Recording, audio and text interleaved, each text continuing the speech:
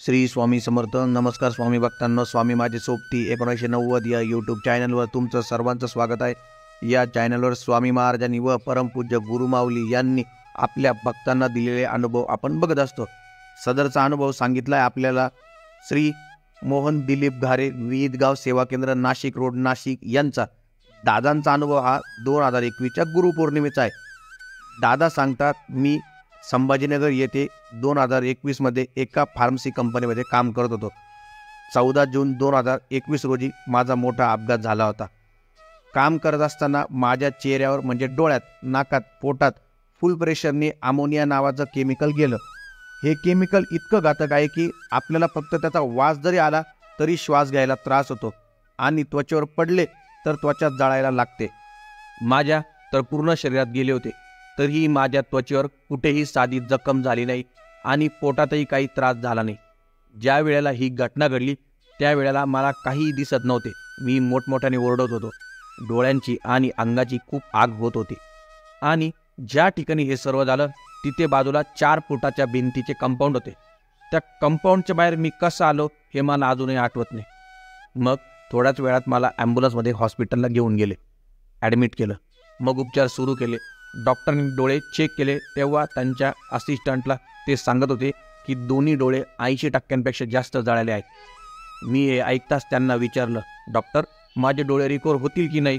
तर ते म्हणाले, शक्यतो केमिकलचे डोळे रिकवर होत नाही, गॅरंटी नाही देऊ शकत, पण आम्ही प्रयत्न करू. पण मी धीर सोडला नाही, हताश झालो नाही, कारण मला माहीत होते आपल्या पाठीशी गुरुमाऊली उभी आहे. 2 दिवस झाले त्रास काही कमी व्हायचं नावच घेत नव्हता. लाईटचा प्रकाश पण सहन होत नव्हता.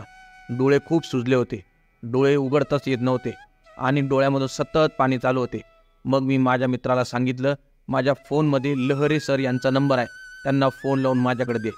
मग मी फोनवर त्यांना सर्व सांगितले आणि ते म्हणाले की तू फक्त बेडवर पडल्या पडल्या स्वामींचा जप, महामृत्युंजय जप मंत्र आणि धुमावती मंत्र म्हणत राहा. मग मी त्यांनी सांगितल्याप्रमाणे मंत्र चालू केले. तर तो जप चालू असताना मला सतत माझ्या डोळ्यांसमोर परमपूज्य गुरुमाऊली दिसत होते.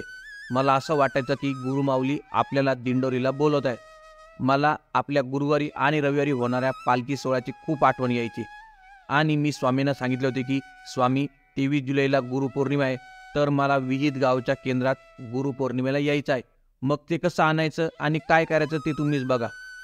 मी 1 महिना हॉस्पिटलला ॲडमिट होतो. मग माझ्यावर उपचार सुरू असताना हळूहळू माझे डोळे रिकवर झाले आणि मला 1 महिन्याने डिस्चार्ज मिळाला. आता मी एकदम ठणठणीत आहे. आणि मी स्वामींना सांगितल्याप्रमाणे त्यांनी मला बरोबर 21 जुलैला विहितगावला आणले आणि 23 जुलैला गुरुपौर्णिमा उत्सव साजरा झाला. अशा प्रकारे स्वामी माऊलींनी मला दुसरे जीवनदान दिले. परमपूज्य गुरुमाऊली दुसरे तिसरे कोणी नसून हे कलियुगातील साक्षात परब्रह्म भगवान श्री स्वामी समर्थ महाराज आहे, याची पुन्हा एक प्रचिती आली.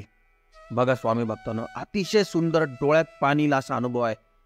जर तुम्ही खरी सेवा केली, विश्वास ठेवला तर काय घडू शकतं बघा. याच दादांनी सांगितलं की त्या केमिकलचा वाससुद्धा सहन होत नाही. यांच्या तर डोळ्यात, नाकात गेलं, पण डॉक्टरांचे उपचार आणि यांनी केलेली सेवा, स्वामी समर्थ गुरुमाऊली यांच्यावरचा विश्वास, या सर्व गोष्टींचे सही सलामत बाहेर पडले. त्यामुळे एक लक्षात घ्या, स्वामी सेवेशिवाय दुसरा पर्याय नाही.